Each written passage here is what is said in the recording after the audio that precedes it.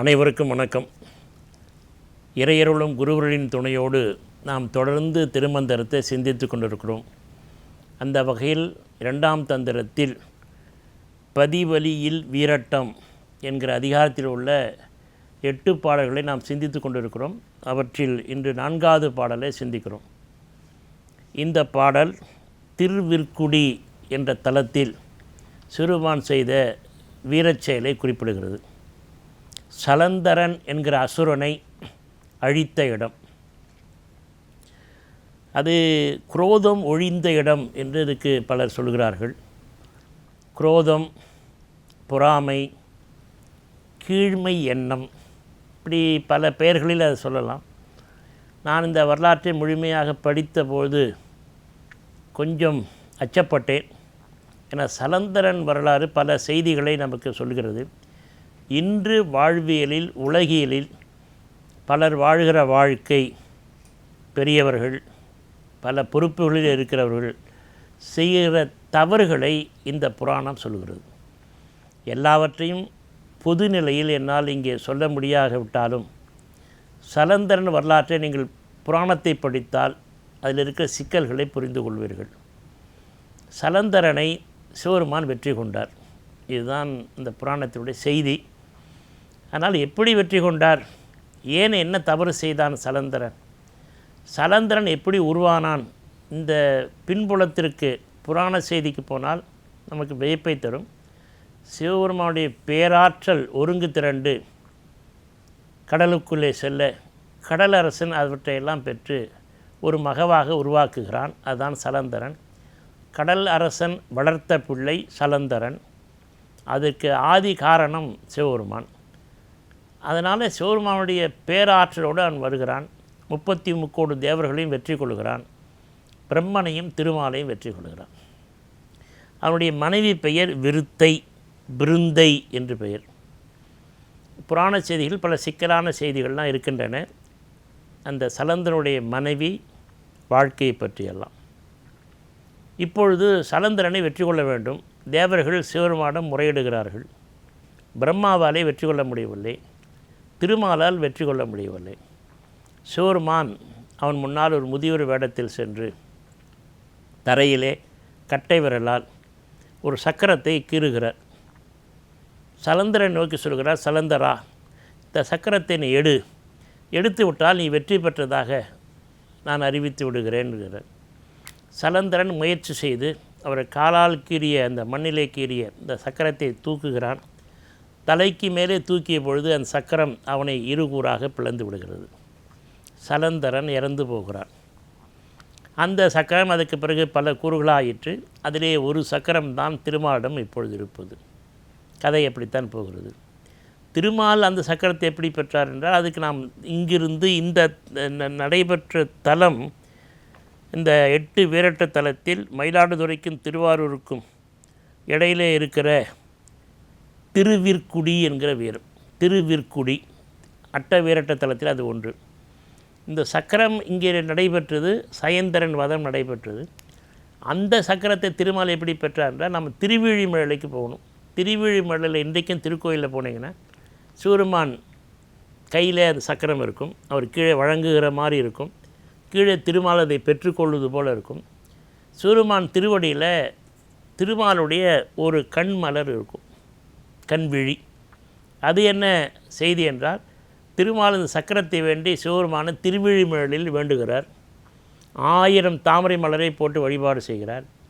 இறைவன் அருளாலே ஒரு மலர் குறைந்து விடுகிறது. அந்த நேரத்தில் பூஜை முடிக்க வேண்டும், வழிபாடு நிறைவு பெற வேண்டும். எனவே திருமால் பார்த்தா போயெல்லாம் ஒரு மலரை கொண்டு வர முடியாது. உடனே தாமரை மலருக்கு இணையாக தன் விழி மலரை எடுத்து சிவபெருமான் திருவடியில் வைக்கிறார். அது இன்றைக்கும் திருவிழிமலை திருக்கோயிலில் போனீங்கன்னா அந்த உற்சவர் மூர்த்திகளில், செப்பு திருமேனிகளில் அவர் பாதத்தில் அந்த திருமாலுடைய விழி இருக்கும். அவர் கையில் சக்கரம் வழங்குகிறார். அதை திருமால் பெற்றுக்கொள்ளதாக இருக்கும். இதுதான் சலந்தரன் வரலாற்றின் வழியாக நாம் அறிந்து கொள்ளக்கூடிய செய்தி.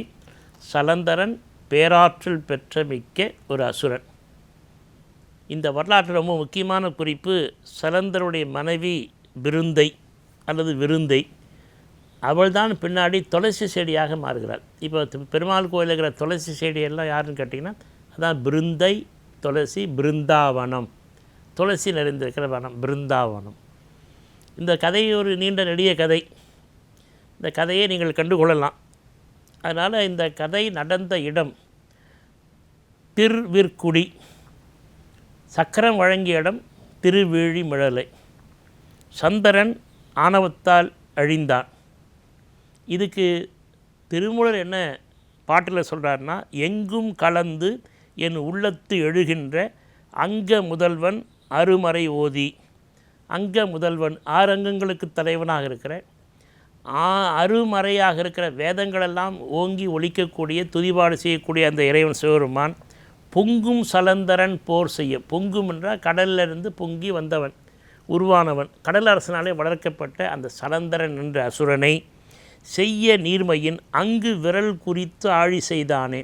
தன்னுடைய கால் பெருவிரலினாலே மண்ணிலே கீறி ஒரு ஆழியன சக்கரம், அது சக்கரத்தை செய்து அந்த சக்கரத்தின் துணையினோடைய அவனை அழித்தான். இதுதான் பாட்டில் அவர் சொல்கிற நேரடியான செய்தி.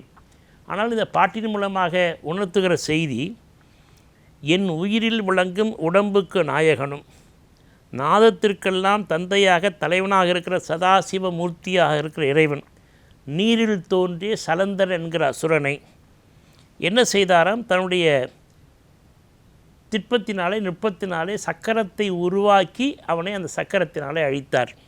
இந்த சக்கரத்தை பற்றி நிறைய புராண வரலாற்று செய்திகள்லாம் உண்டு. அதனால தான் நான் சலந்தரன் வரலாற்றை தெரிந்து கொள்ள விரும்புபவர்கள் புராணத்தை படித்து தெரிந்து கொள்ளலாம். அறிந்து கொண்டால் பல செய்திகள் தெரியும்.